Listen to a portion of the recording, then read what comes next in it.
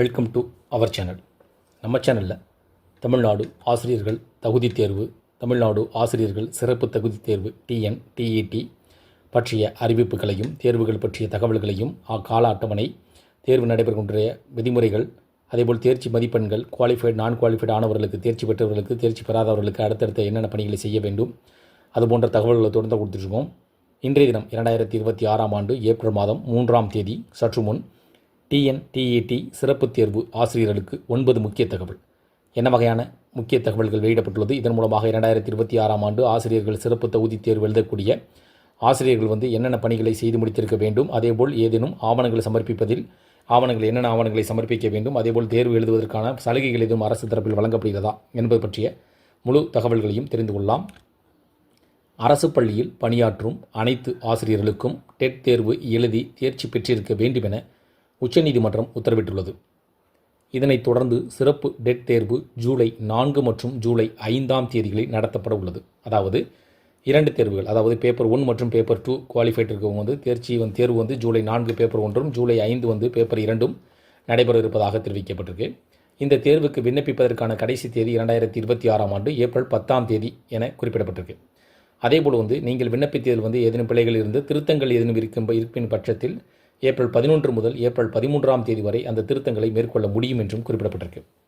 சிறப்பு டெட் தேர்வு எழுத ஆசிரியர்களுக்கு பணிச்சான்றிதழ் MSID அவசியம். இதனை தாங்கள் பணியாற்றும் பள்ளிகளில் தலைமை ஆசிரியரிடம் பெற்று இத்தேர்வுக்கு விண்ணப்பிக்க வேண்டும். இதுவரை பெறாதவர்கள் அல்லது டெட் தேர்வுக்கு விண்ணப்பிக்க MSID பெற காத்திருப்பவர்களுக்கு விரைவாக பணிச்சான்றிதழ்கள் வழங்குமாறு ஆதிதிராவிடர் நல ஆணையம் உத்தரவிட்டுள்ளார். தமிழ்நாடு ஆசிரியர் தேர்வு வாரியத்தின் அறிக்கையின்படி தற்போது அரசு மற்றும் அரசு உதவி பெறும் தொடக்க மற்றும் நடுநிலை பள்ளிகளில் பணிபுரியும் ஆசிரியர்களுக்கு டெட் தேர்வு 2026 நடைபெற உள்ளது. இதற்கு ஆன்லைனில் விண்ணப்பிக்கும் போது பணிச்சான்றிதழ் பதிவேற்றம் செய்வது கட்டாயமாகும். ஆசிரியர்கள் தங்களது பணிச்சான்றிதழை பெற உரிய ஆவணங்களுடன் அந்தந்த வட்டார கல்வி அலுவலரிடம் விண்ணப்பிக்க வேண்டும். ஒரு ஆசிரியர் 2 தேர்வுகளுக்கும், அதாவது TN/TET டெட் எக்ஸாம் பேப்பர் 1 மற்றும் பேப்பர் 2 எழுதக்கூடியவராக இருந்தால், விண்ணப்பிப்பவராக இருந்தால் தனித்தனியாக விண்ணப்பம் கருத்துருவல்களை சமர்ப்பிக்க வேண்டும். அதாவது நீங்கள் பேப்பர் 1 பேப்பர் 2 இரண்டுமே எழுதக்கூடியவராக இருந்தால் 2க்குமே தனித்தனியான அந்த கருத்துருவலை சமர்ப்பிக்க வேண்டும் சொல்லியிருக்காங்க. பணிச்சான்றிதழ் கோரி விண்ணப்பிக்கும் போது கீழ்கண்ட நகல்களை இணைக்க வேண்டும். முழுமையாக பூர்த்தி செய்யப்பட்டு வட்டார கல்வி அலுவலர் கையொப்பத்துடன் கூடிய அந்த கையொப்பத்தை சமர்ப்பிக்க வேண்டும். பணிச்சான்று ஒன்று 2 நகல்களில் சமர்ப்பிக்க வேண்டும். அனெக்சரி அப்படின்வாங்க. சம்பந்தப்பட்ட ஆசிரியரின் விண்ணப்ப கடிதம் சமர்ப்பிக்க வேண்டும். பணி நியமனம் ஆணையுடைய நகல் சமர்ப்பிக்க வேண்டும்.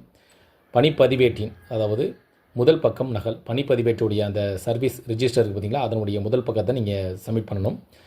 முதலில் நியமனம் செய்த பதவியின் பணிவரன் முறை செய்யப்பட்ட ஆணை நகல் அல்லது பதிவேட்டின் பதிவு செய்யப்பட்ட பக்க நகல், தற்போதைய பதவியில் பணிவரன் முறை செய்யப்பட்ட ஆணையின் நகல் அல்லது பணிப்பதிவேடுடைய பக்கத்தின் நகல் சமர்ப்பிக்க வேண்டும். டெட் தாள் 1, டெட் தாள் 2ற்கு உரிய கல்வி தகுதி சான்றிதழ்கள் அனைத்தும் நகல்களையும் சமர்ப்பிக்க வேண்டும். துறை ரீதியான ஒழுங்கு நடவடிக்கை, குற்றவியல் நடவடிக்கை, அரசுக்கு செலுத்த வேண்டிய நிலுவை குறித்தும் சான்று இவற்றை சமர்ப்பிக்க வேண்டும்.